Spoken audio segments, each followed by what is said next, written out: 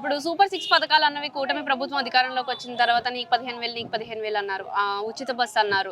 అలాగే ఆడబిడ్డలకి 1,500 వేస్తామని చెప్పేసి అన్నారు. ఇవేమీ అమలు కాలేదని విమర్శలు ఎదుర్కొంటున్నారు. లేదండి, ఆల్రెడీ చాలా వరకు అవుతున్నాయి. కాకపోతే ఏంటంటే జగన్మోహన్ రెడ్డి గారు చేసిపోయిన అప్పులకి కానీ ఆయన పెట్టి ఇబ్బందులు చూసాం మనం. ఇక రోడ్లు లేవు అనే దానికి రోడ్లకి ఎంత బడ్జెట్ అవుతుందో చూస్తున్నాం ఈరోజు.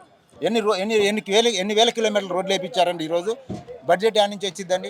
ఎంతవరకు అయినంతవరకు దోసుకున్నారండి. వాళ్ళ బడ్జెట్ ఉన్నంతవరకు దోసుకున్నారు. ఈరోజు లిక్కర్ చూడండి, మందు మీద ఎంత దోసుకున్నారు. ఈ దోపిడీలంతా పోయిన తర్వాత మన దగ్గర డబ్బులు ఎక్కడివండి?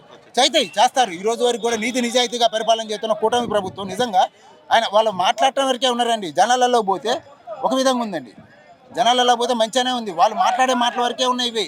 అంతే తప్పితే మంచిగా ఉందండి కూటమి ప్రభుత్వం. వైసీపీ పార్టీ నుండి వరుస రాజకీయనామాలు ఎక్కువ మంది బయట వైసీపీ పార్టీని వీడుతున్నారు. దీని మీద మీరు రియాక్షన్? అవునండి, వాళ్ళు ఎప్పుడో వీరిపోయేవారండి. కాకపోతే ఏంటంటే పాపం జగన్మోహన్ రెడ్డి ఎప్పుడు కూడా కుట్రలతోటి రాజకీయం చేసే వ్యక్తి, మడ్రలతోటి రాజకీయం చేసే వ్యక్తి కాటనా వాళ్ళకి భయం వేసి ఫస్ట్ నుంచి కూడా ఆయన వ్యక్తిత్వం నెలకే తెలిసిపోయింది జనానికి.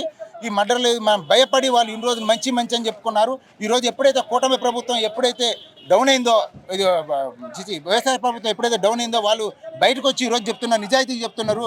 ఈరోజు జగన్ దొంగ అని చెప్పేసి చెప్తున్నారు వాళ్ళ ఎమ్మెల్యే. ఈరోజు విజయసాయి రెడ్డిని చూద్దామండి, విజయసాయి రెడ్డి గారు కూడా ఈరోజు రాజీనామా చేసి దొంగ అంటే ఇండైరెక్ట్గా దొంగనే చెప్తున్నారండి. ఈరోజు తల్లి చెల్లి కానీ ఏం చెప్తున్నారండి? దొంగనే చెప్తున్నారండి.